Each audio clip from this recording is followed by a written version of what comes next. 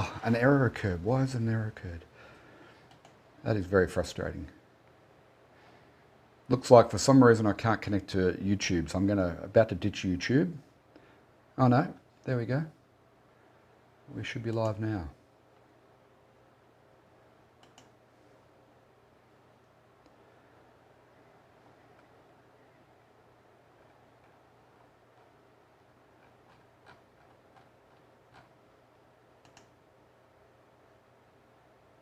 Okay, yeah, people coming onto YouTube now, which is good. Thank you for joining us. Welcome, welcome.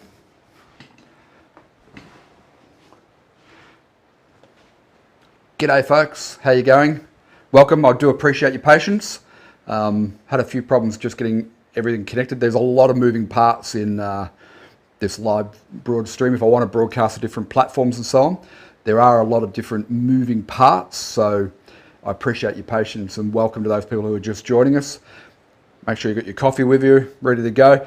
Just while we are getting going here and getting people on the stream, this is the painting that we're going to be doing.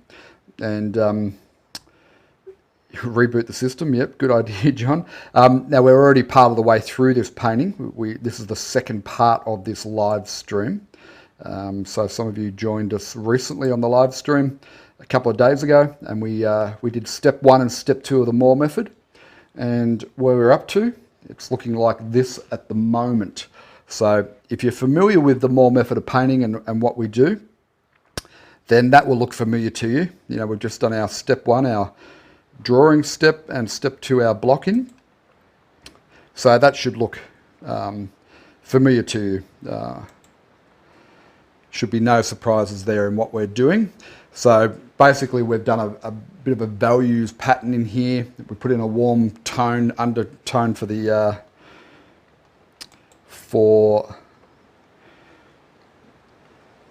one sec. Put in a warm tone for the shadow of the ground there. And we're ready to get stuck into step 3, which is what we're going to do here today.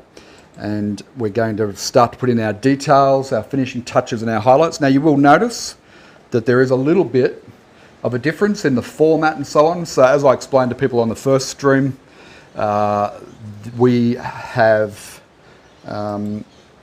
modified it slightly and I've changed the size. So the first one I just did was a really quick little sketch. This one's a 12 by 16 and I'm using the water mixable oil paints. And so that's where we're up to. G'day Barbara, g'day Ronnie, welcome over on YouTube. Appreciate you guys joining me. And over on Facebook, I appreciate you guys hanging in there while we mucked around there. But I think we're on track now and good to go. Yay, says Anne. Yes, absolutely. How do you like my Learn to Paint Academy hat? I've only got 2 of these, but I'm going to be giving these away as giveaways. And speaking of giveaways, as we did on our last stream, I'll take that off because it gets a bit hot. As we did on our last stream, I'm going to be giving away one of these funky little mouse mats today, a Learn to Paint mouse mat, and one of our art tote bags. So if you want one of those, just say yes, let me know in the comments. And also, if this is the first time that you've joined us on a live stream and first time you've been exposed to what we do here at the Learn to Paint Academy, welcome. And just leave a yes in the comments so I know if it's your first time here. And I'll tell you where you can get access to more information, like a free course and so on. So for those who don't know me, my name is Rod Moore, and I am the creator of the Learn to Paint Academy. So let's get back to this. Let's have a good look. Can I show the glazing technique someday, Henrice? We could do that someday. Maybe not today, but someday, absolutely. Let's get back to this. G'day Ian, g'day Misty, good evening. Welcome. You want the bag still? Well, stick around. At the end of the live stream, I'll be giving away the mouse mat and the art bag again, so stick around. This question might be easier or it might be a little bit harder today. We don't know yet. I'll work it out as we go. So we are good to go, I reckon. Looks like everything's working. And wants the tote bag as well. Seems like the tote bag, I don't know why they call it a tote bag, but the art bag seems pretty popular. So Maybe I'll need to order more of those. I thought the cap would have been popular. What do you read about the cap? Why order more of those? That's what I'm thinking, is I might order a box full of those and use those as giveaways. And the other thing is the coffee mugs. So tomorrow, the same time tomorrow, I'm going to be doing our Q&A chat, which will just be answering questions that you may have, or we might do critiques of paintings and things like that. But I'm thinking about calling it the coffee chat, and I'll be giving away the coffee mugs on the Friday morning coffee chat. So make sure you join me for that. Now, let's get serious now about what we're doing here. Let's have a good look at what we're up to. So I'm using the water mixable oils, which I'll go through in a moment. And we've done step 1 and step 2 of the Moore method of painting. We've got our block in happening. Now this is actually still wet. So for those of you who were asking the other day about how long does it stay wet for, this is still wet, okay? I found that out when I had to put it back up on the backboard, and I got paint all over my hands this morning. Okay, so that's interesting. We did the first part of that 2 days ago, and it's still wet today. So make a mental note of that. So what I've done, I've expanded our palette a little bit. If you have a look down the palette here, I've got our French ultramarine blue, which is the standard blue that we use, the alizarin crimson, or the permanent crimson, or the permanent alizarin crimson, depending on the brand that you buy.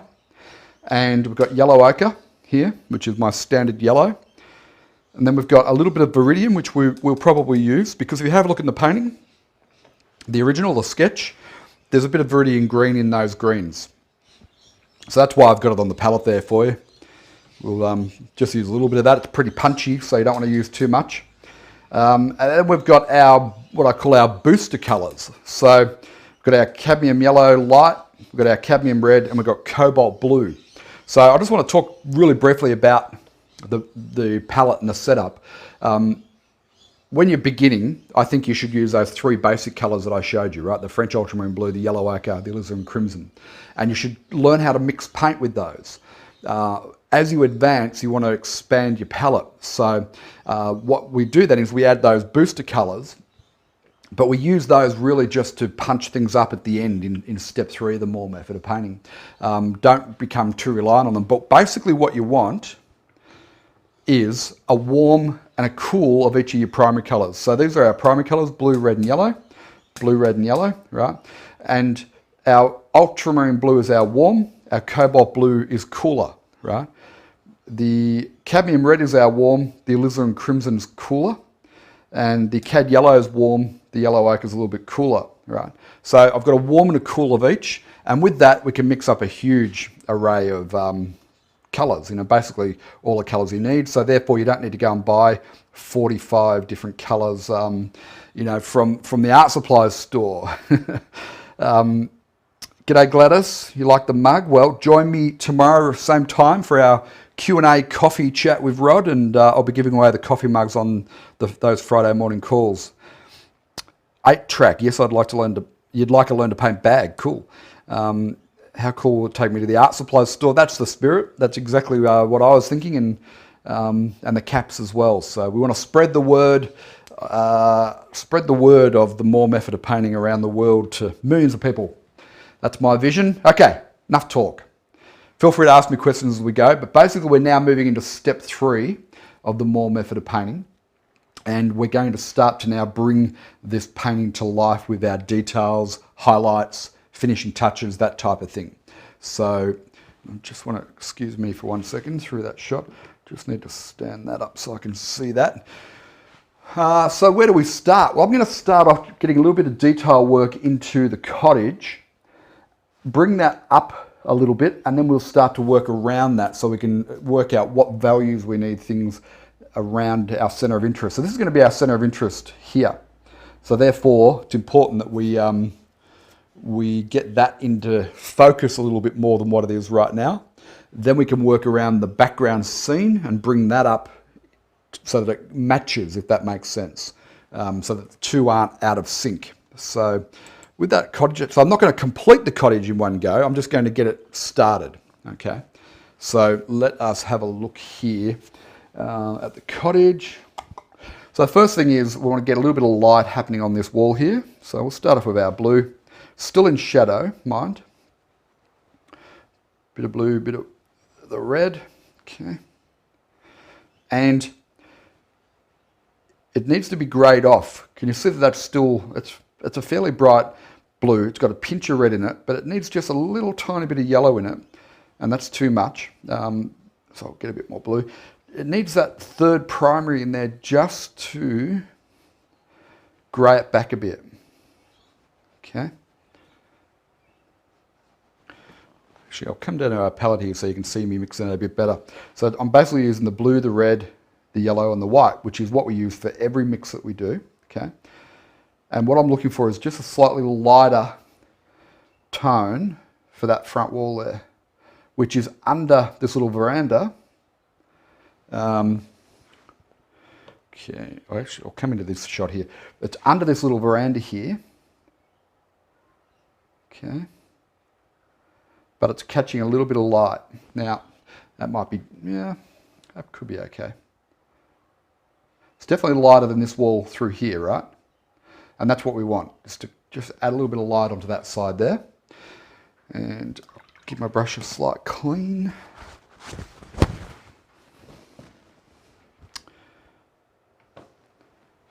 So if you're just joining us, let us know where you're joining in from. G'day Nan, welcome back. Heather,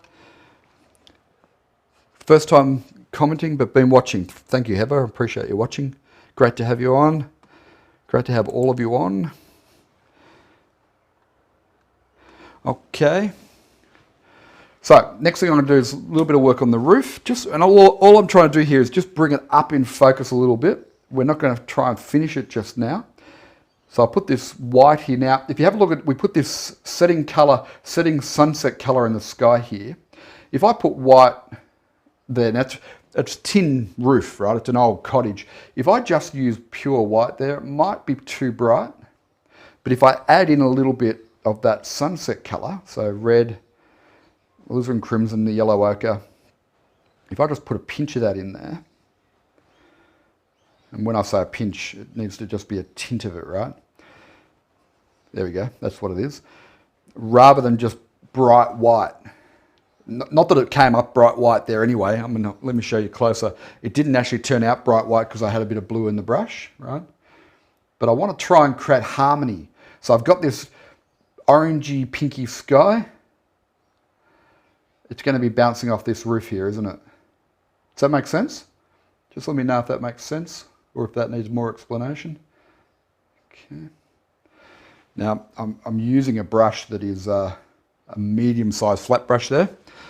It's fairly delicate work there, so I'll just go and find a smaller brush.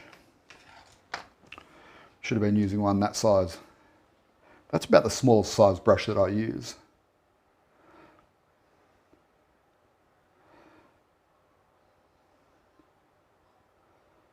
So, are you enjoying the live stream? Is this a format that you want to see more of? Personally, I like it because it gives me a chance to chat with you guys and find out more about where you're from and what your questions are, things like that. Hopefully you're enjoying it. G'day Gail, South Carolina, welcome. Rosalie, welcome. Okay, so now on this side here, it's away from the light, so it's not going to be that same tone. It's going to be white, but with a little bit of grey in it. Okay, so it's a tin roof, but it's going to be slightly in shadow. So let me show you what I'm mixing up there. So I've got white, and I've taken a little pinch of this grey.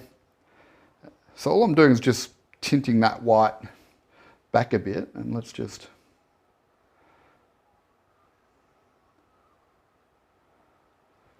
Again, I'm using the wrong size brush there. So I've got to get used to switching the camera. So just bear with me if I'm on the wrong shot.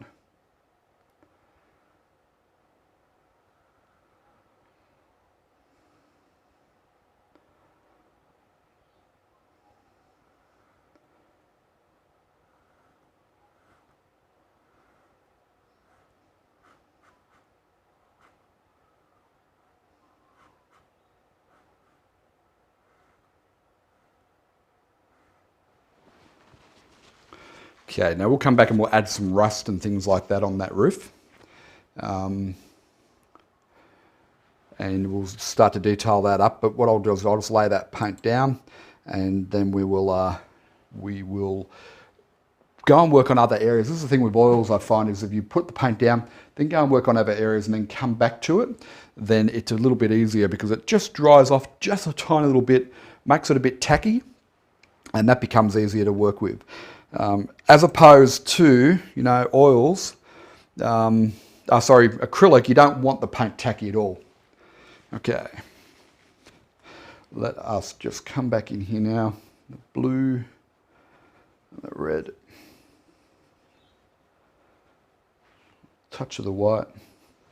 I think I need to probably start on that shot so you can, don't forget to switch. A little touch of the yellow, and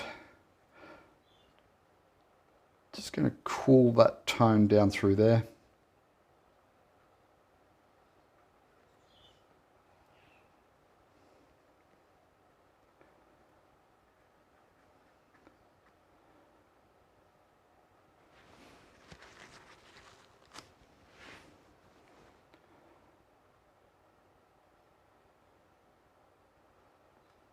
Sorry, I know I normally talk a lot and I've just gone quiet because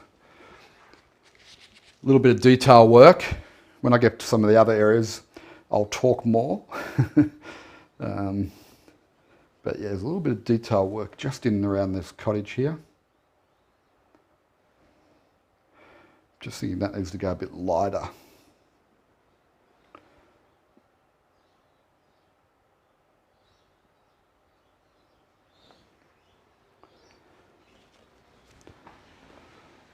Okay.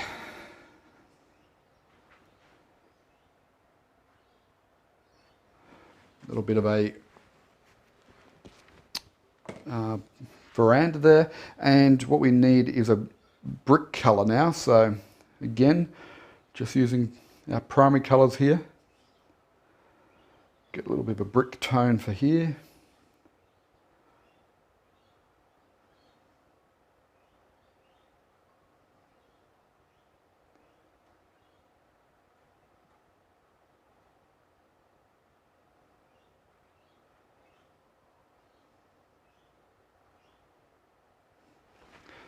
Okay, now I'll come back and I'll detail that up more. But for the moment, I just wanted to get a little bit of work into that. And hopefully that makes sense why we want to do that, just bring it up a bit. And now I'm going to work on everything around that. And first of all, I just want to get the paint out of my hands. So if you're just joining us, thank you, welcome. Let us know whereabouts in the world you are. And also what questions you have. So just getting the paint out of my hands. Have a close look at the where we're up to there, and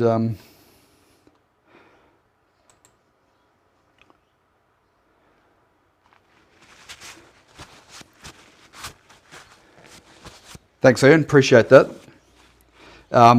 Yeah, sometimes I'm moving on to the next scene, but I'm not pressing the buttons. So. Yeah, I've got to learn how to work with the control desk here, but we'll get there. I think we are getting there now. I'm going to go back and have another look at the image here. One of the things I liked about this painting, it was a quick little sketch that I did, and one of the things that I like about it is the sort of mistiness around the back trees. So I want to try and capture that. So what we'll do now, we'll work on these background trees, and then we go back into the sky. The sky's a lot thinner than I first thought it was. So I'm going to go back in that and work on that. Now for our giveaway later on today, thanks Nan, Mississippi, appreciate you watching.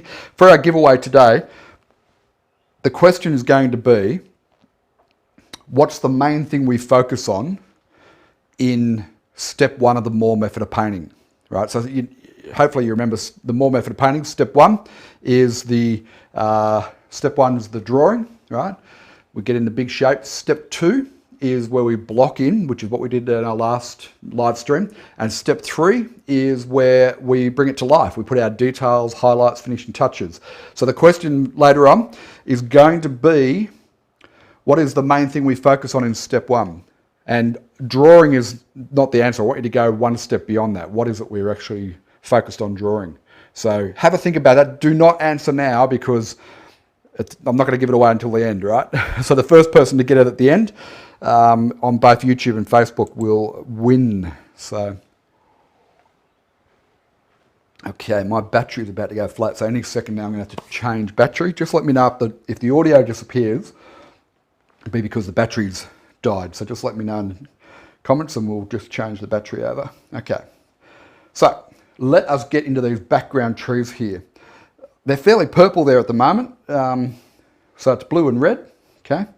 Now the great thing about water mixable oils or oil paints in general, color matching, right? So in acrylics, if you wanted to try and match that color there, okay, if you wanted to match that color, so this is the tone we put down previously in the last session, is that purple. If you want to match that color in acrylics, you've really got to go a tone lighter.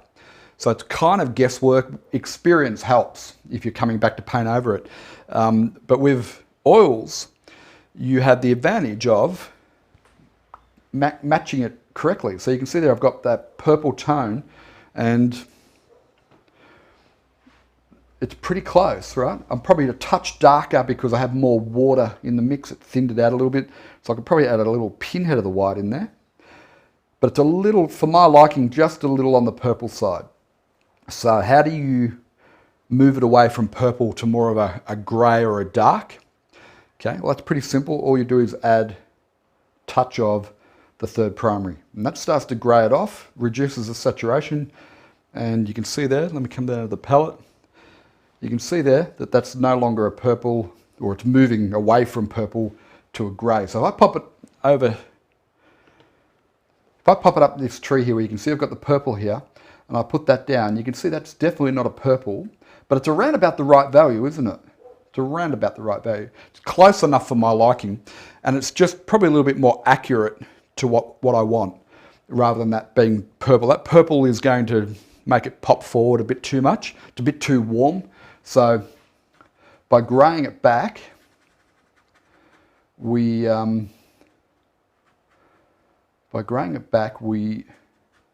will make it sit back into the painting further. Okay. And you've got to remember with painting, this is the thing I love about painting. I don't know about you guys. Tell me if this rings true with you, right? The thing that I absolutely love about painting is that we are taking a three-dimensional world, and we're turning it into a two-dimensional surface. So if we use the right techniques for aerial perspective and so on, then we are illusionists, aren't we? We're creating a sense of three-dimension on a two-dimensional surface, and I just reckon that's so exciting. The first time that occurred to me, it was before I started painting oils or acrylics. I was mucking around with watercolour, and there's a great Australian watercolour artist by the name of Robert Wade, and he's getting on in age these days, but I had a DVD of his. This is going back 9 years, eight or 9 years ago. Had a DVD of his, and he put some shadow tone into a building, and it just made it pop. It made it go like a three-dimensional thing that jumped off the canvas or the paper. And man, I got so excited, and I've been hooked on trying to capture that sort of three-dimensional feel ever since. Rosalie, hi Rod, do you use only water in these oils instead in step 2? Yeah, I'm probably going to use hardly any water in step 2. Sorry, in step 3. So in step 2, when I'm blocking in, I've only been using water. Yeah, so what I explained the last live stream was the more method of painting, we try and simplify everything right down to the most basic way of creating a result. And then you can add things on later on. So I try and reduce the amount of mediums that we use in our teaching. So the blocking was done just with water and the water mixable oils. And so anyone can do that, right? But when you start adding in mediums, it gets just that little bit more complicated. So yes. Now, as I come into step 3 here, what I'm going to be doing is using hardly any water. I am now going to be painting thicker paint, because the key to any oil painting is to paint thick over thin, right? By painting thicker paint over thin, you get, because this is still wet, the underpainting. If you paint thick over thin, then you will get the paint to take. If you try and paint too thin over thin paint, then it won't take. You know, if you go thick over thick, look out, you're in trouble. G'day Jane, where are you? In Quebec, Canada. Welcome. Got a few people who join us from Canada, so I appreciate all of you guys watching. Okay, good. So, where does that put us? So I'm doing these trees, aren't I? Now, notice the edges here. Edges are so important to get realistic looking trees. I mean, all this is just a mass of colour, and the only thing that makes it start to look like a tree is the edges at this stage, right? Getting those edges. So I'm just using I'm not using the face of the brush. I'm just using that side-on edge, and I'm just scrubbing it in. And it's edges that give things meaning. All right, so soft edges in the distance will help things sit in the distance. As soon as you put hard edges on things, guess what happens? They come forward. And they come into focus. So you put your focal point with hard edges, and you put your things that you want to sit in the background with soft edges. Now, just tell me, I mean, I can talk about these sort of aspects of painting all day long because I love it, right? Is that the sort of thing you want to learn on the live streams? Do you want to learn more about those sort of technical ways of creating realistic looking paintings? Or you just want to are you more interested just in the fun aspect of it? Let me know what your thoughts are. All right, the coffee's run out, so I better talk faster. Actually, what I'm going to do, I'm just going to change my battery. So you guys have a look at that. Well, actually, might be better if you have a look at where we're up to. I'll just change this battery, so we're going to lose the audio for a second. That's the wrong one, isn't it? It will be better if you look at that one. Sorry about that. We're going to lose the audio for a second, so just bear with me.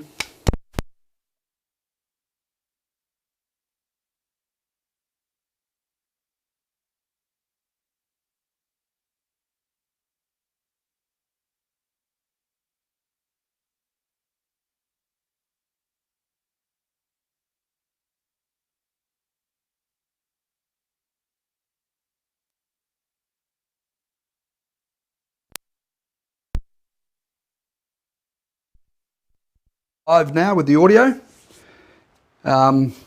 Just let me know yes if you can hear me okay. That was a pretty rapid changeover. That was like Formula One pit stop, but hopefully you can hear me okay. So just leave a yes in the comments and let me know that we're back and okay with the audio. Yep, thank you Beverly. Thank you Helen. Barbara wants to learn more of the technical things, so thank you. Gladys. Very valuable. Thank you, Gladys. Good. Well, I'll keep talking about them. Excellent. Thank you, Rosalie. Nan's still having a coffee. All good. All right, we're back on track. So for those who maybe join us a bit late, stick around to the end. Going to be giving away a tote bag. And I think the tote bag we have to give away to our YouTube watchers and a Learn to Paint limited edition mouse mat. We'll be giving that away to somebody on Facebook. And the question is, step one of the Moore method, our drawing step, what is it that we focus most on in step one of the Moore method? Have a think about that. I talk about it in every episode of Learn to Paint TV and in all the courses. So, thank you, Erica. Heather, yes, please talk about technical you have learned is best. There's no substitute for experience.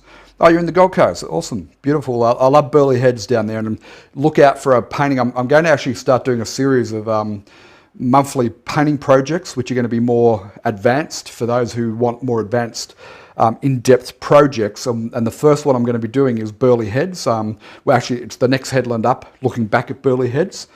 So I'm going to do that as a really detailed mastery sort of level project. Not that I would call myself a master, but you know what I mean. Don't answer now. That composition is not what I'm looking for, Yvonne. You're close, but what I always talk about when it comes to drawing, what is it that we want to get mapped into our into our canvas here, right? What is the thing we're focused on? And I often say there's usually, you know, a handful of things to, I'm not going to give it away, but don't answer now because I'm not giving these away now until the end. So hang in there and answer when we finish up. Okay, we need to get a move on. Come on, Rod. So this tree here, I want to bring that one slightly forward of these. So how do we do that? Well, it's simple. We just darken the value, right? We add more blue and more red into there. Okay, and you can see that that's going to be darker. If I put that up, even though the paint's wet there, if I put that against there, you probably can't see that. So what I'll do is I'll darken it a little bit more. And for fun, we'll just add a little touch of viridian green into that. If I put that up there now, you can see that that's going to sit in front of that other row of trees there, right? So that's how we make it come forward. Just be careful of that roof there. So let me just get that in. Now that's pretty dark value actually. I'm wondering whether I've gone too dark with that because I've got this one here, although we'll see. We'll see. But again, I'm focusing on the edges and shapes, right? The shapes, so important to try and make it look like a tree. It's a funny thing, you know, like us human beings, we get programmed from a very young age. We go to kindergarten and teacher gives us a big sheet of butcher paper and some crayons and we draw a little painting to take home to mum and dad. And we draw trees, right? And how do we draw trees in kindergarten? Anyone know the answer? How do we draw trees in kindergarten? What do they look like?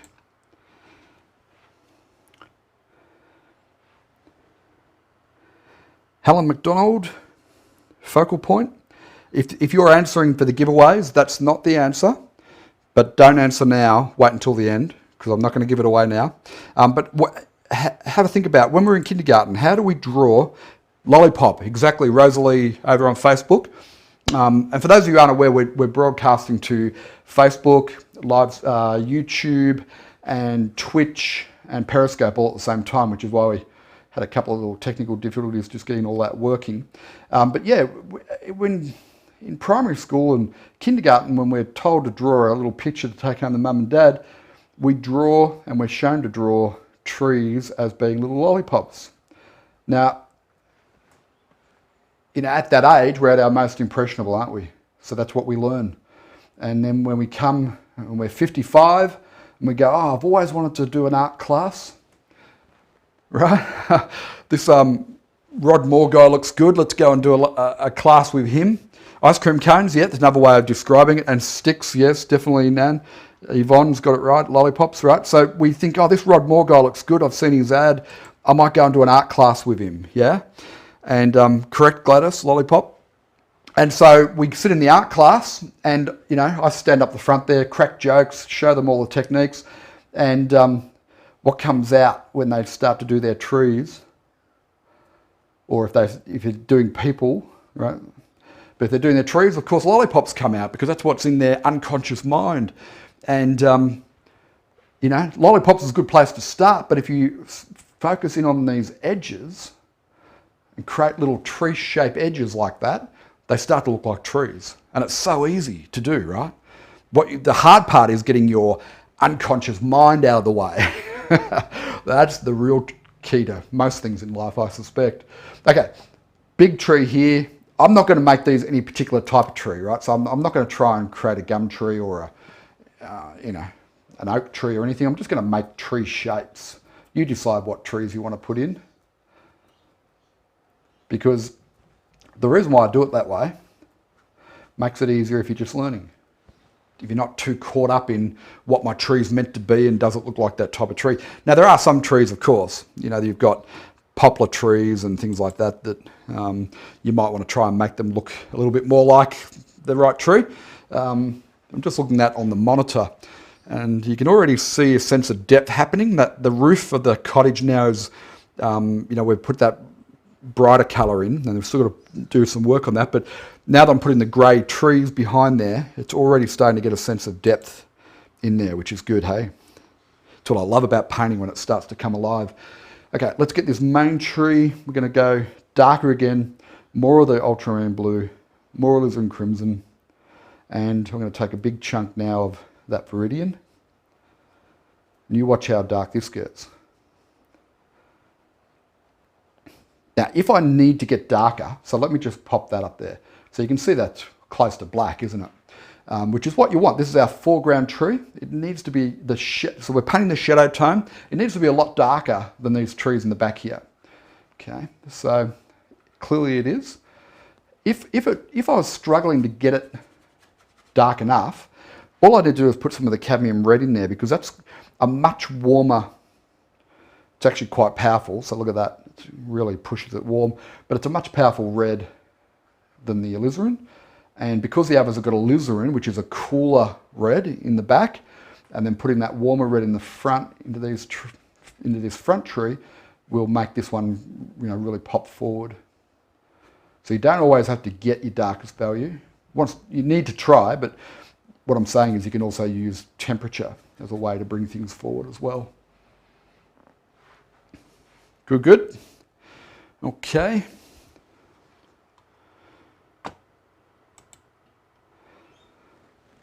All right. Let's get a bit more of that paint on there. I'll get a little bit more of the viridian into there.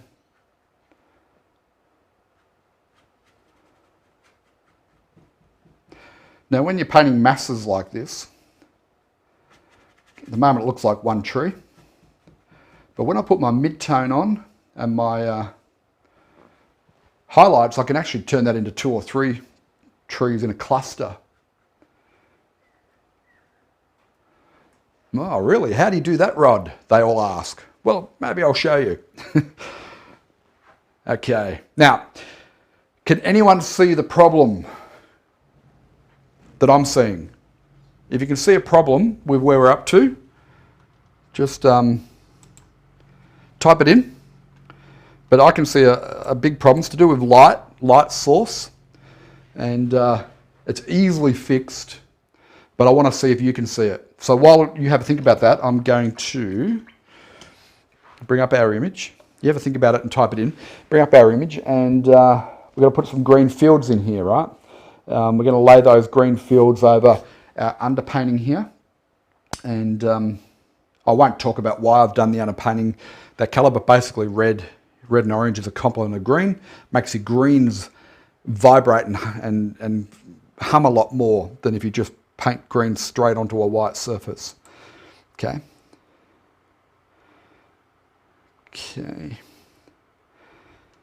Rosalie's saying the front tree needs light on the right. Yvonne, shadow of the tree is wrong. Correct. Yes. So we've got our sun setting. Where are we? Here we are. Good pickup, guys. So I've created the sun setting over here, and I put a big shadow for that tree there. So what do we do? Oh no, the painting's ruined. What am I going to do? Any suggestions on what I'm going to do about that? YouTube's gone quiet. Hello, YouTube. Any suggestions on what I'm going to do about that while I get myself a big brush? I know what I'm going to do about it, but I'm just wondering if you guys know. No, YouTube, everyone's asleep on YouTube. Maybe it's because of the delay. Maybe the delay is slightly longer on YouTube. Okay, that's cool. What I'm going to do about it, I'll tell you, because what I'm going to do about it is I'm going to get a bit more of that shadow tone, and I'm going to pretend that there's a tree over on the right-hand side here that you can't see, it's not in the painting, and I'm just going to make a shadow from the unseen tree, okay? Right there, and then we'll just reduce that shadow. There will be some shadow under there, right? So there'll be shadow in here, but I'm going to introduce a second tree that you can't see, neither can I, that's casting a shadow that way, right? So the sun, I'm suggesting now that the sun's setting over here that way, and it's coming through here, the light, which is why it's lighting up the front of the roof there.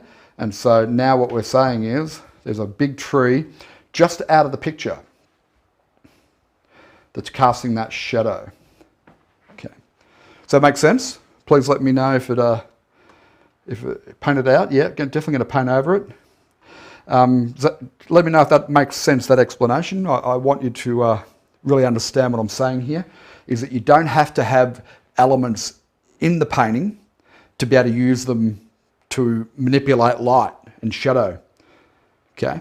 Because remember I said before, we're painting a three-dimensional world on a two-dimensional surface, so we have to use different techniques and concepts that make the viewer see it in 3 dimensions. So I hope we're all good with that. Okay, let's get some greens in here. Going to have muted green here, going to have highlighted green through here, and then muted green in here. Now, why do I want a shadow in the foreground? Why do I want a big shadow right there in the foreground? That's the next little question for you. Thank you, Heather. Thank you. Dave Nichols, set your clock back 6 hours. Okay, did we get the times wrong, Dave? I'm not sure quite what you mean. Maybe need a bit more explanation. Why do we want a great big shadow here in the foreground? If you have read the books by Jack White, a great Texan artist, you'll know the answer, right? It's about creating a threshold for the eye to step over and into the main subject here. If you haven't read that book, or I think his first book was The Magic of Making It as an Artist, and it's a brilliant book, and he would always paint some sort of threshold in his landscape scenes, and it just makes a lot of sense. It's about controlling light and movement of the eye through the painting. Okay, let's get a green. So greens are made up of blue and yellow. Helen's saying breaks up the foreground, yep.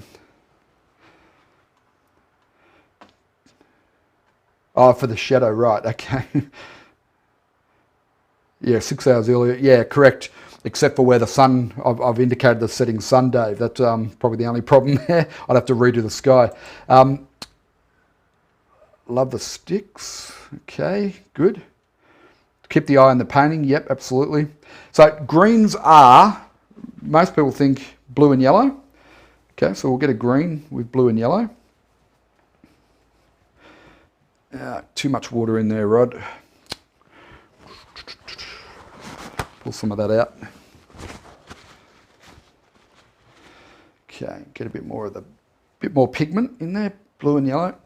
That will give us a green, right? So it's a olivey green. But greens always work better with a little tiny touch of red in them, just to grey it back. And for this, we're going to need a little bit of white in there to reduce the value. Okay. And I need to brighten it up a little bit, warm it up a bit. Because I don't want the eye sort of drifting too far past the cottage. So we don't want this green to be too punchy.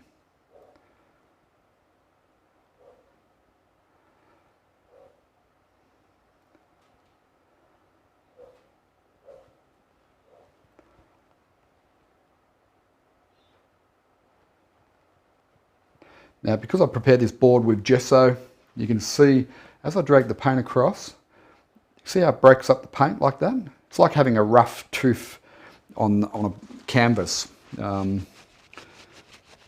I always do a surface on my gesso boards where it's just a little bit textured. And by doing that, it's ideal for doing your grasses and things, because when you pull that brush just lightly across,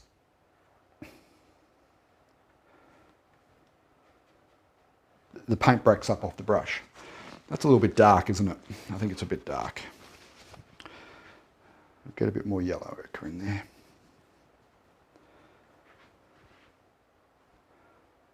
Just pop a few little touches of lighter tone in there.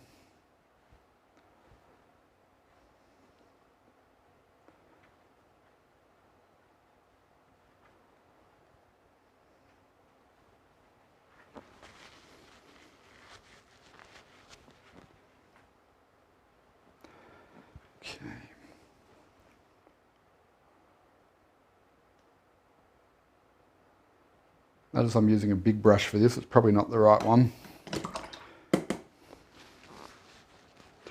We're probably going to go over an hour, I'd say. So I think we're up to an hour now. So I need to get my skates on a little bit, but maybe we'll go for an hour and a half if that's okay with you guys.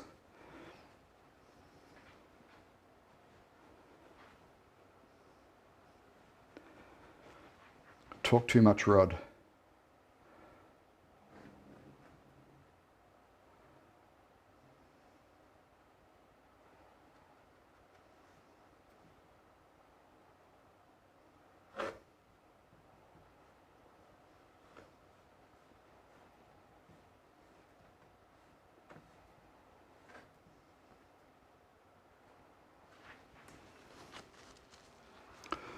Okay, starting to come together.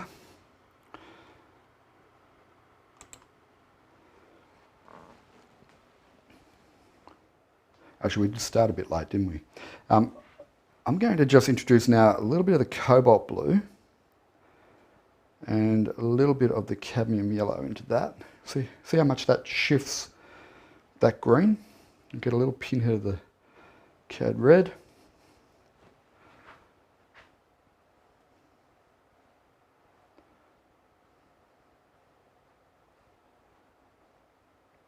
Now I will put a little bit more highlight, especially right along this shadow as well.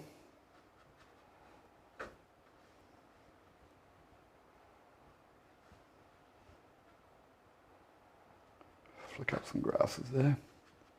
See how easily it is to eliminate that shadow there?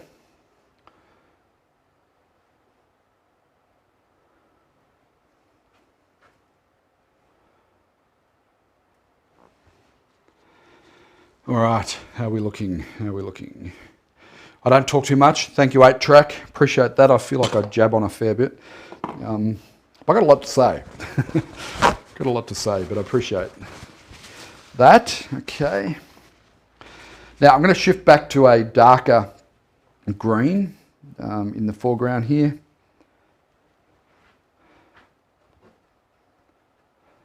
Through there, a little bit into those shadows there.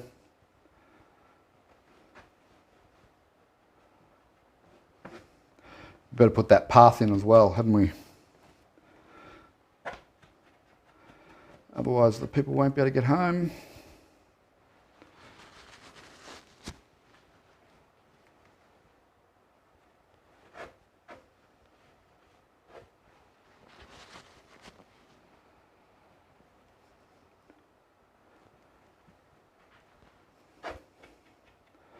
Well, that's fairly punchy, isn't it? Look at that. Bit of shadowy grass tone there.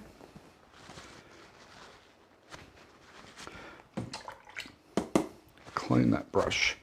Get some of this cadmium yellow. Get some cobalt blue.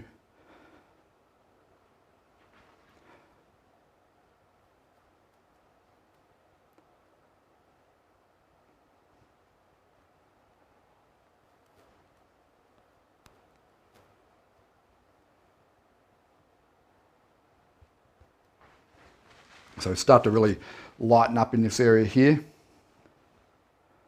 Feel free to ask me any questions too, guys, as we go.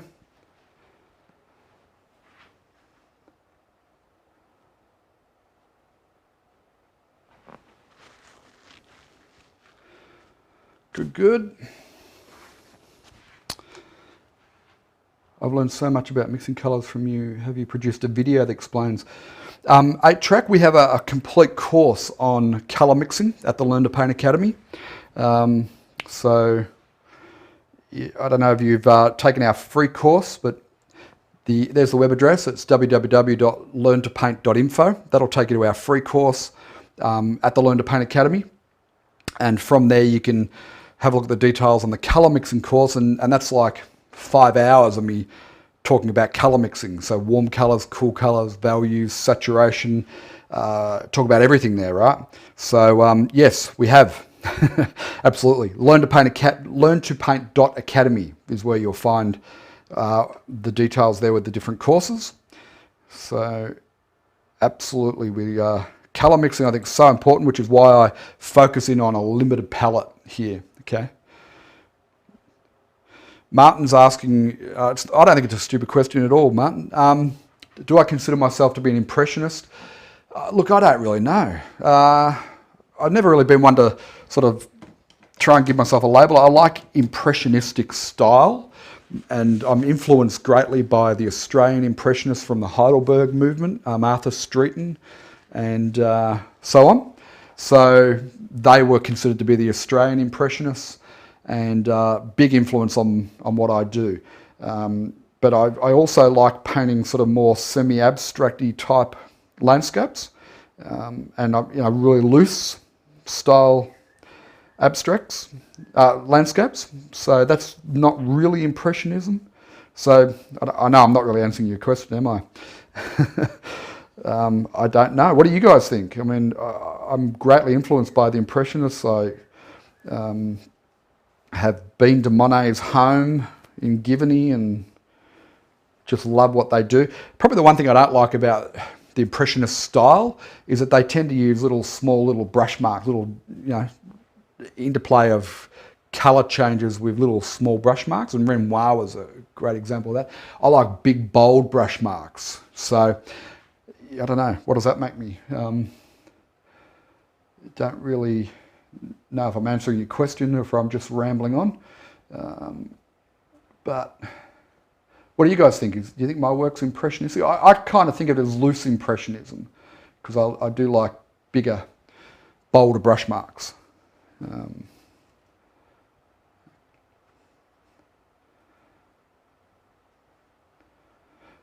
But certainly the approach that I paint, like with the painting of your darks in first, is the approach that the Australian Impressionists would use, not so much the French Impressionists, but the laying down of darks and establishing a values pattern is very much the way they would paint. Because they were painting plein air, mostly, it makes sense to put thin, dark washes down first and then paint your highlights and so on over those.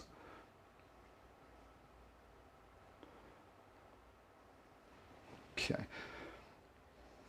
Now what we need to do is make sure we just have a slightly different tone.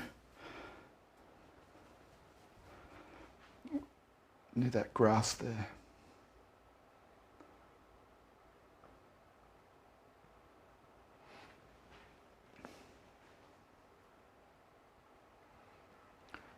Okay, now what do we do about those distant trees? I want to keep them sort of misty and a little bit...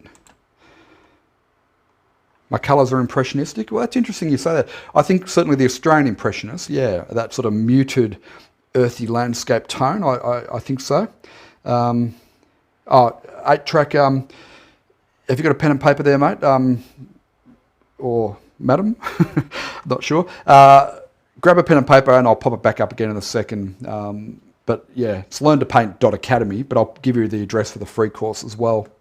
So in the free course, we do like 3 or 4 demos and we explain the Moore method of painting in a lot more detail. Highly worth having a look at it if you haven't. And that will then create an account for you within the Learn to Paint Academy, and you can then look at the colour mixing course and so on from there. Okay, just getting a bluey green, and that's a bit dark. So I don't want cadmium yellow in the background here. I've got cadmium yellow in the trees and in here. Be no point putting that in the back. Our green needs to be more of a muted green in the back. Okay, so hopefully you've got a pen there, 8-track. So let me just pop it up. Where is it? That one there. So it's to register for the free course, it's www.learntopaint.info. So I'll leave that up for a moment, and I'll just get in some of these trees.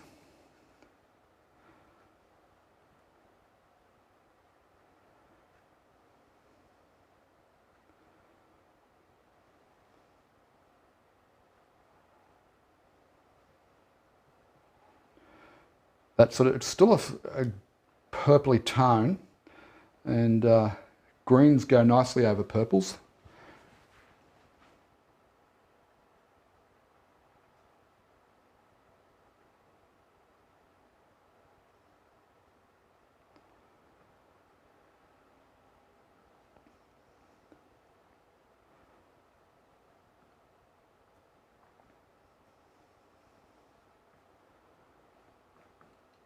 one of the biggest mistakes that I see with people just starting out is when they come and put their mid-tones and their highlights in, they start to paint out their darks. So don't do that. See, I've still got plenty of darks in this tree here and in this row of trees here. There's still plenty of that dark showing through. And that's pretty important, I think. Okay. All right. Hopefully you've got that written down. 8-track, www.learntopaint.info is the free course. And if you want to just go to the main Learn to Paint Academy site, it's just replace the info with the word academy. So www.learntopaint.academy for the main site there. And you can find the colour mixing course from there. Where are we? Where are we? Where are we? Okay. We'll go for another 20 minutes. We'll get rid of that. And let's get in a path colour. I've seen your looser work too. Look up the Australian Impressionist. Arthur Streeton is probably the main one that has influenced me. Do you think that where you live has an impact at how you look at the landscape? Oh, absolutely, yeah. If I lived in Ireland, absolutely. I think it's inevitable. If you draw, so the question you're asking, Martin, is really about where you draw inspiration from. So some people just make up paintings, out of the top of their head. Bob Ross and that, they were making them up, right? And obviously Bob Ross was influenced by his experience in Alaska. So he painted a lot of snowy mountain scenes. So yeah, but for me, the reason why I paint landscapes and seascapes is because the area I live in, I absolutely love. We go out hiking, I take tons of photos, we go down the beach, and I'm very fortunate to live in a beautiful part of the world, so it's a huge influence on my painting. Yeah. So this little cottage is originally, the sketch I did of this was inspired by a little cottage out in the hinterland here that I saw. But good questions though, because I think understanding the inspiration behind paintings is important. But look up Arthur Streeton. Thanks, 8-track. Good. Okay, now let's get that path in. Let's shift mode to our palette knife. And I don't know why I always do my paths with a palette knife. There's absolutely no rhyme or reason, but I'll scrape up some of that white there. We'll get an earthy tone, an earthy path-like tone. Okay, that's a sort of pinky orange. I add a little bit more yellow ochre. That'll push it orange. But can you see that that's just too bright, right? If I put that in the background there, it's just going to be too bright. So we need to take the punch out of that. And the easiest way to do that is just take some of this grey here. It needs a little bit of blue because it's got yellow and red in it, so it needs a touch of blue. That'll grey it off. And just reduce the saturation out of it, okay? So we'll take some of that.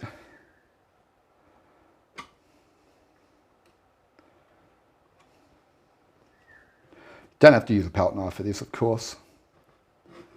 In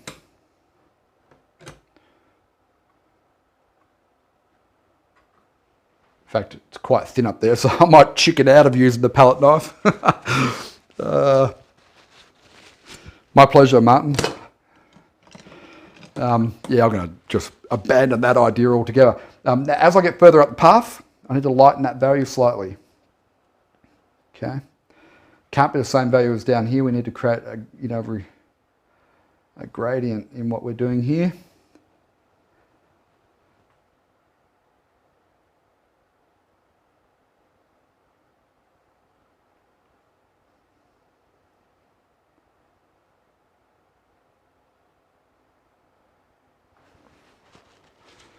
That shadow needs a bit more work. It's a bit sort of, didn't like the way that it was a bit rounded at the end there. Whoop.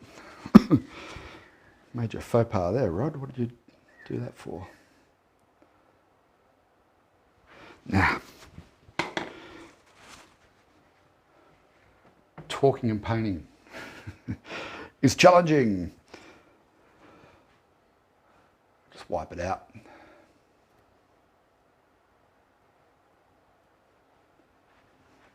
Not happy about that. Sorry, I'm just making mistakes and now I'm talking to myself, so apologies for that.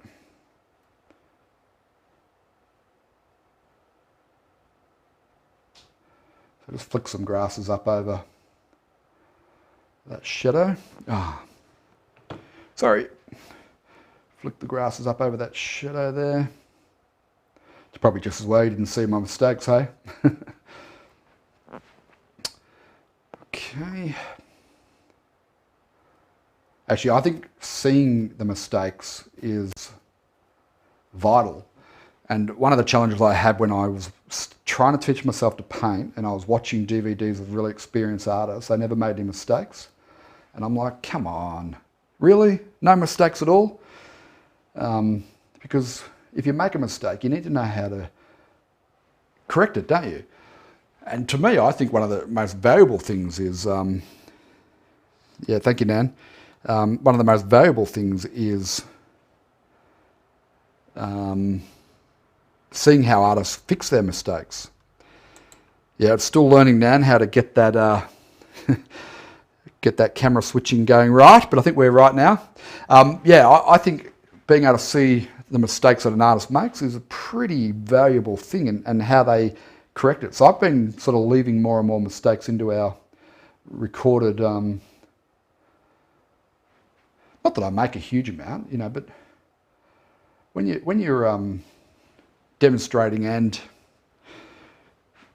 painting and talking, you're switching constantly between your left and right brain, so mistakes happen, you know. But if they're edited out of the videos, I think it's a disservice to those trying to learn. So just got a little bit mucky in there. So here's an example. I didn't like that, so I'll just smudge it out a little bit with my knife.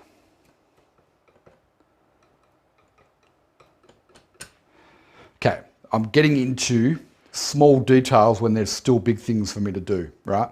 So that you've got to try and avoid getting down into details in one little area. That's what I'm doing now, so I'll stop that. We will now come and have a look in here. We've got a dark already there. Let us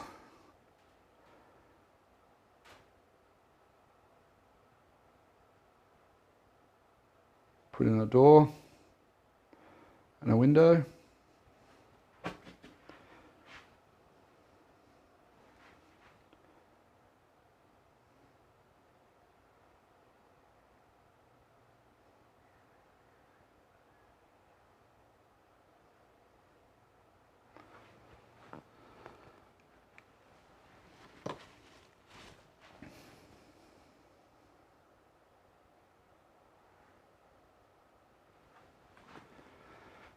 Okay, maybe a couple more windows just in here.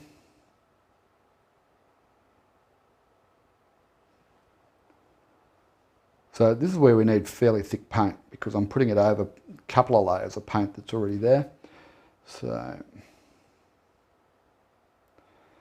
if I use thicker paint over that thin paint, then it will work a lot better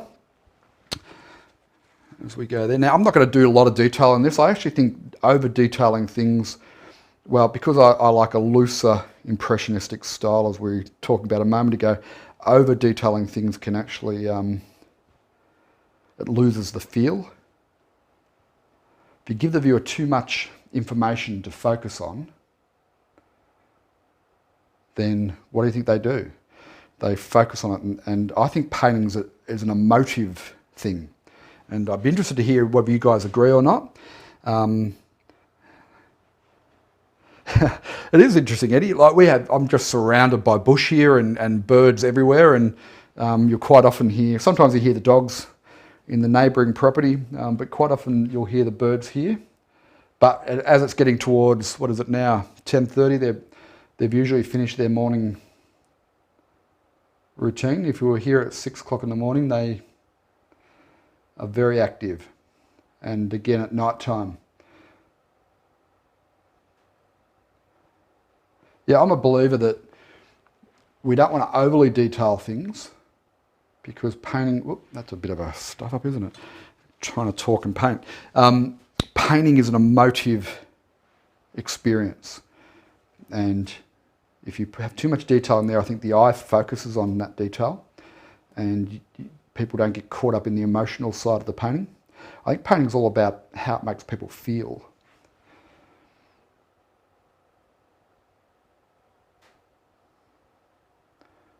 That to me is the essence of good painting. It's the feelings it invokes. What do you guys think? I mean, a certain amount of detail is important, but overly detailing, if I was to put every brick in this chimney, I'm not sure that that would be a good idea.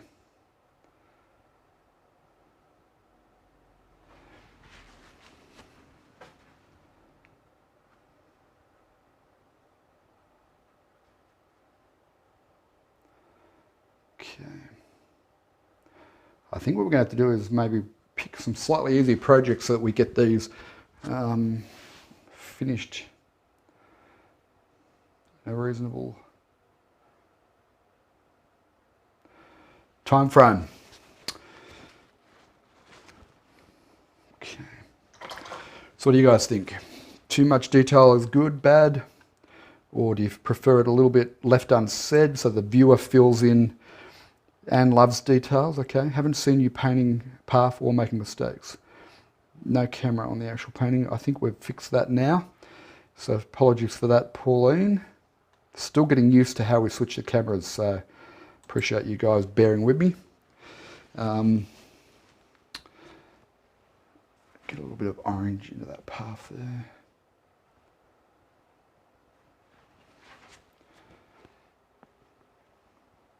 Okay, let us now switch gears. I'm going to take my rigger brush. I'm going to get a tone that's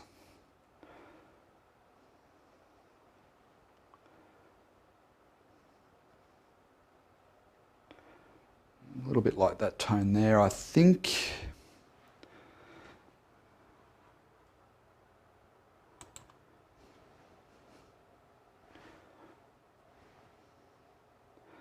Maybe your computer froze, possibly, Pauline. And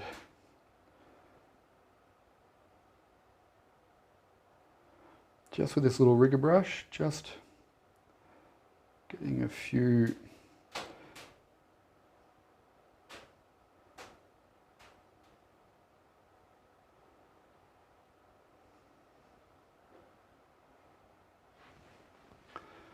indications there. I'll just get into some grey, lighter grey tone there. And too much like too light.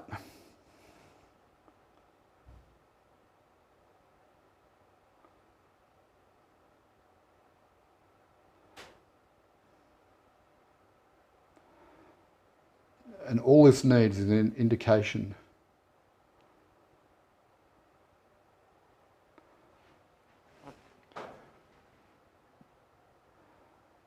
Now this is one area where I probably would be better off using a little bit of medium, a thinning medium. So we might look at that next time.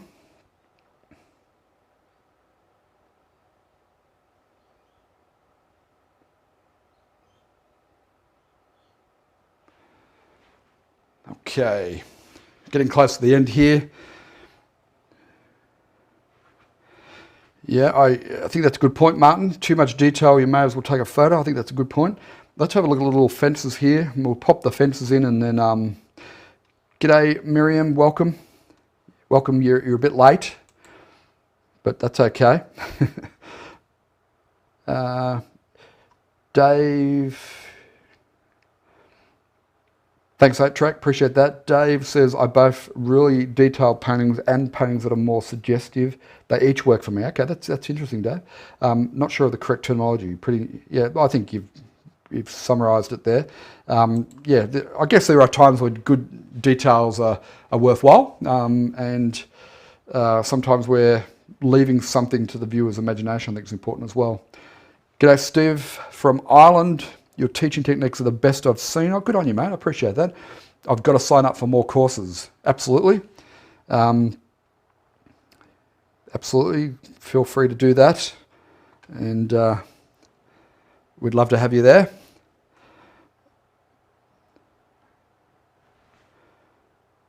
What did Martin say about detail? Oh yeah, too much detail, I might as well take a photo. Yeah, I tend to agree. Okay, I just want to have a quick look at the fences. I'm just going to make up some fences here. So let us do that. Clean my brush. Now it is a slightly different composition, so I've got to work out, are these fences going to work in the same way? Only one way to find out, I guess, and that is to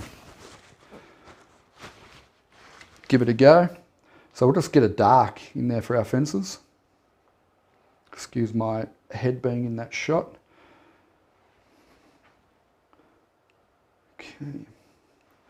So now we're really into the detail work, aren't we? Step 3 of the Moore method. We're right into the detail, and this is really about finishing touches now and getting those right. But what makes a painting work is not the detail, it's the big shapes. Getting the big shapes in the right place with the right tone, right values, right colours.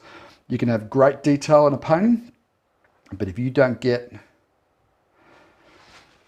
the big shapes right, then no amount of detail will save you. You know, and that comes down to composition and things like that. That also ties into our giveaway question. For those of you who are playing along at home, we've got our giveaway coming up any moment. And the question was, in step 1 of the Moore method, what are we most focused on? So the answer is not drawing or composition. It's something I say in all of the Learn to Paint TV episodes. Don't answer now. I'm not going to look at the answers. I'm not giving the giveaway until I've finished this painting or until we wrap up. So please don't answer now. But in another couple of minutes, because we're getting pretty close to a reasonable conclusion with this painting, I feel. Another couple of minutes, I'll be asking for your answers. So we better run that through to there.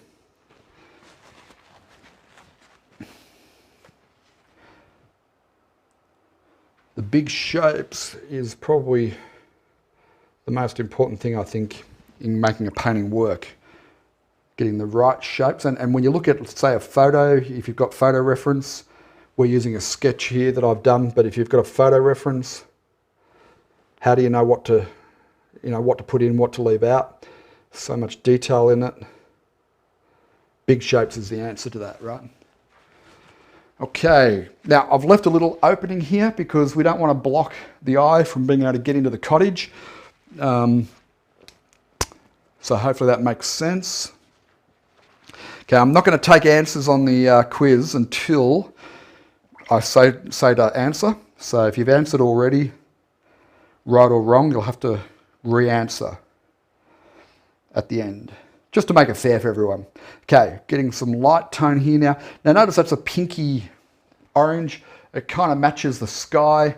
That's going to be our little highlight colour here. It also matches the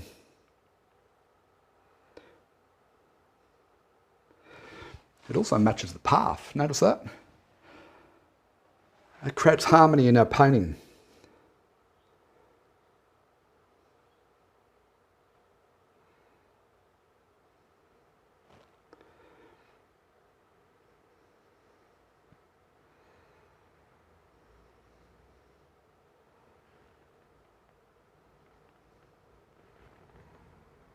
Don't want too much highlight in the foreground here. So leave a little bit of it dark, a little bit broken.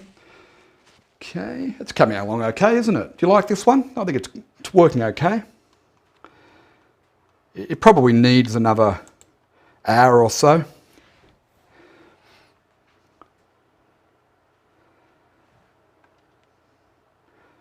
Everyone who's putting up answers at the moment, you're going to have to hold off and re-answer.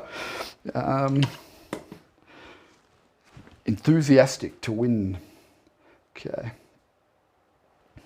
Get a little bit of grasses and things flicking over that path. And the last little bit we'll do, I'm probably going to repaint the sky, but we won't do that on this session here today. But the last little bit that I will do, I don't like that in there. Got a little touch of red in there, didn't we?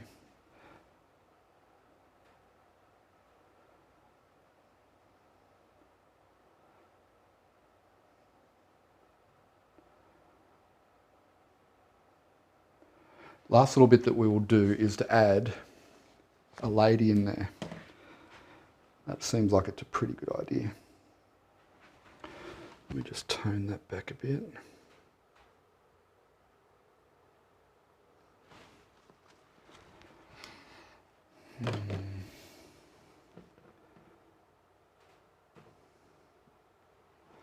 It's better. Okay. Do we want to put a little lady in there? In a red dress?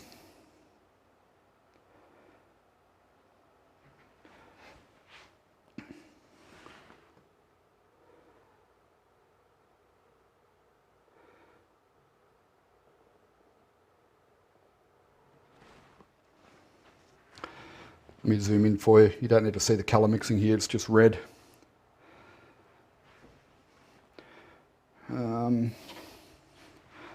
Get a little bit of a pink face.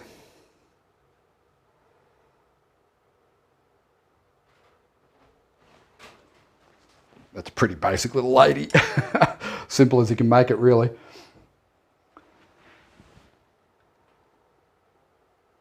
little bit of shadow.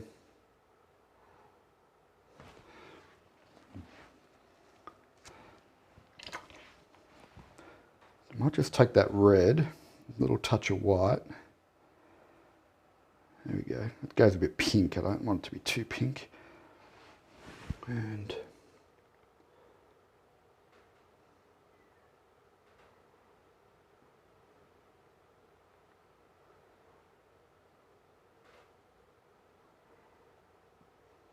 a little bit of work in there. Last little touch. So get ready for those who want to win the tote bag. We're going to give away to somebody on Facebook in a moment, so don't answer yet when I tell you.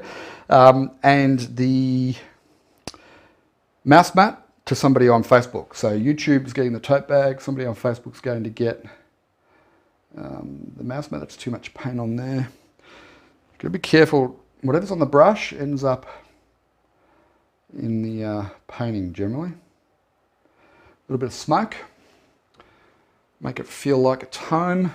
Oh, one thing we've forgotten. Gee, lucky I remembered to do that. That roof isn't finished.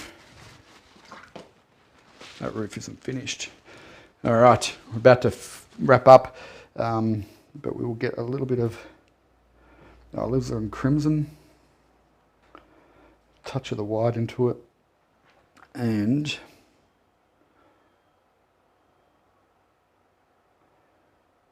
probably not quite dark enough.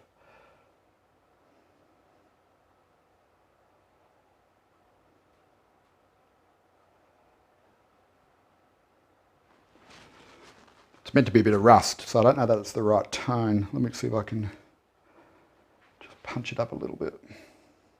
No, it's too red. Get a bit of yellow ochre into it. It's kind of a burnt sienna-y colour. Rust on a tin roof.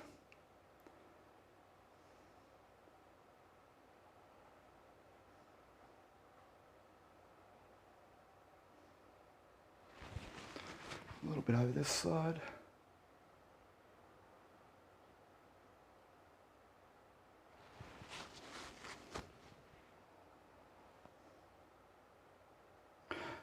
All right. It's our little cottage in a country setting. Here's our original. That was a little sketch that I did. Probably a 10, 15 minute sketch. And this is what we've done over the last 2 painting sessions. I actually like this version better. So let me know if you guys like it. I think it works a bit better. Cool. Enthusiastic to win. You think the dress should pop more? Okay, good 8-track. Let me have a little look at that. You're probably right. It's we're on the right track there. We do want it to pop a little bit more than that.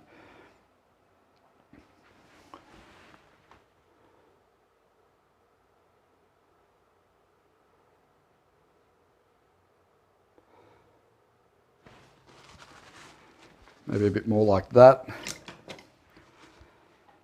So I've just gone with pure cadmium red. Now, if you're painting landscapes, the only time you want to use paint pure out of the tube is when you're doing little highlighty, poppy things like this.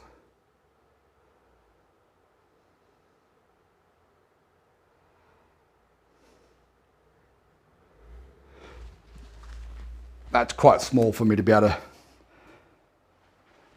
do any great mastery over whilst talking to you guys. So, but anyway, that pops a little bit more, makes it stand out a little bit more. Oh, you know what I've done? Sorry, I can't leave this. Another couple of seconds, guys. Get back to that white. I inadvertently painted out this end of the cottage.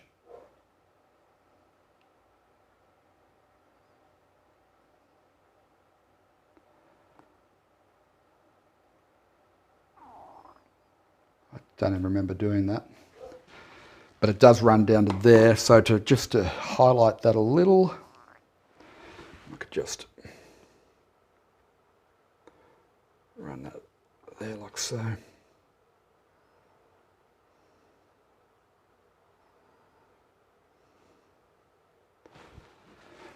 Look, there's lots more I could do to fiddle around with that, but that's where we're going to leave it, folks. Okay.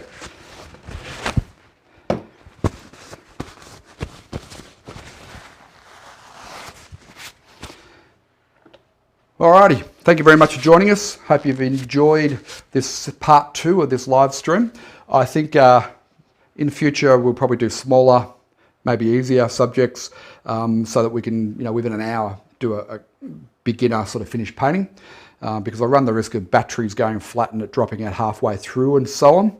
So we might do that. So thank you, Pauline. Appreciate that. Stephen, thank you. You make it look like it's possible. It is absolutely 100% possible, Stephen. You just got to learn basic techniques, learn the basics, which is what we teach you at Learn to Paint Academy, and practice, right? And so the Learn to Paint Academy has been structured in such a way where we've got courses that will teach you the basic techniques, and then we've got projects that come out every week so that you can paint along and practice the techniques. So it's 100% possible for everybody who wants to learn how to paint. And the more method of painting just simplifies it right down for you. So on the screen there, you'll see we've got learntopaint.info. That's where you can register for a free course. If it's your first time joining us here today or you haven't registered for the free course, please go and do that. And it goes into more detail. Why does the chimney next to the house have highlights? Look, technically it probably shouldn't have highlights because it's sort of blocked, but sometimes you've got to use a bit of artistic license and to make it stand out a little bit, right? Otherwise it would be too lost in here. So I've brought it right up, made it brighter, put a highlight on it, just to separate it from the house and the background shadows, right? But technically, it probably would be in shadow. So that's a good question, 8-track. Alrighty, now, our giveaway. Facebook is going to win, I've forgotten what I've said now. Facebook's going to win our limited edition Learn to Paint mouse mat. So first person on Facebook to give me the answer in step one of the Moore method of painting, what is the most important thing that we focus on in step one, okay? It's not the drawing. So what is the most important thing we focus on? Somebody on Facebook is going to win our mouse mat. And same question for you guys over on YouTube. Somebody on YouTube is going to win our tote bag. So I'll give you a moment just to type in your answers.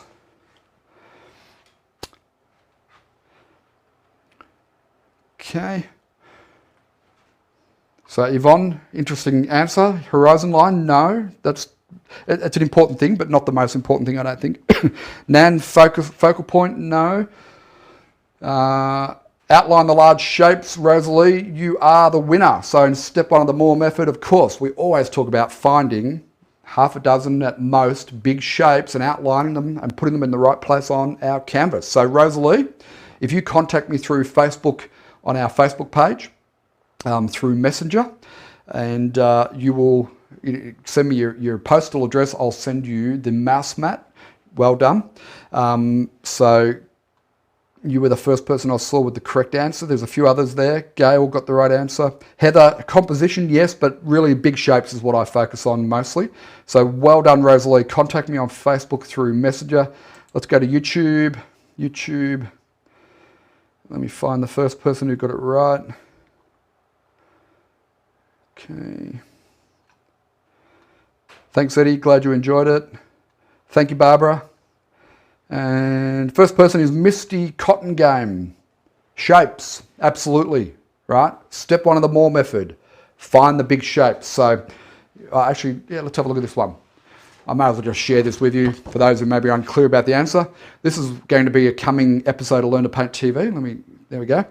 Little river scene, right? So what are the big shapes in this? We've got this foreground here. We've got the water mass is another big shape. We've got the river embankment over this side. I don't like the buildings. We'll get rid of those, right? But we've got an embankment over the other side. So that's three big shapes. There's the sky is 4 and then the boats is 5, right? So step one of the Moore method of painting is always finding the big shapes and getting those into place, okay? So Misty, congratulations. You've won the art bag. Contact me, go to Facebook, look up our Learn to Paint Academy page, okay? If you're not already a subscriber there, go to our Facebook page, Learn to Paint Academy, like the page, and then you'll be able to message me through Messenger and give me your postal address. The same with Rosalie, do the same thing, message me because otherwise I won't know. Don't email me because emails get lost, right? But if you message me, then it's going to come through our support and we'll be able to get that out to you. Congratulations on winning. Thank you all so much. Hope you've enjoyed it. Sorry it's gone a bit longer than normal, but hey, such is life, right? We've enjoyed it. We've had fun. Not a bad little painting. Pretty good one to have a go at. I'm going to redo the sky. The sky still needs work, but a few other little details. But I think it come up okay, right? So if you think it's okay, give me a thumbs up and maybe like the live stream or share it or whatever. I'd appreciate it. Alrighty. Cheers for now, guys. Same time tomorrow. Not this time, but 9 a.m. my time. We're going to do our Q&A coffee chat with Rod. We'll go for 40 minutes or so. Come along, ask your questions, or leave your questions in a comment on here and I can answer them for you. And that's going to be our regular coffee chat session. I'll be giving away coffee mugs so that in future you can have coffee with me on a Friday morning and we'll do a Q&A and we might even do some critiques of your paintings and things like that. So hope to see you tomorrow morning. Cheers for now. Happy painting. And I really appreciate you guys joining me on the stream here today. Cheers.